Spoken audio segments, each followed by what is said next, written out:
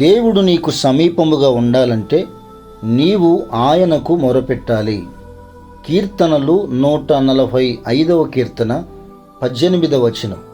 తనకు మొరపెట్టు వారికందరికీ, తనకు నిజముగా మొరపెట్టు వారికందరికీ యెహోవా సమీపముగా ఉన్నాడు.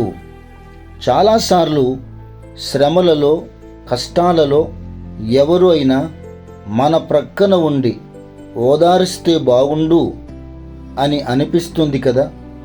ఆ సమయంలో దేవునికి నీవు నిజముగా మొరపెడితే నీకు సమీపముగా ఉంటాడు. ఆ మాట బైబిల్ చెబుతుంది. ఆయన నీకు సమీపముగా ఉంటే ధైర్యము కలుగుతుంది, ఆదరణ కలుగుతుంది, బలం కలుగుతుంది, సహాయము, ఆశీర్వాదము లభిస్తుంది.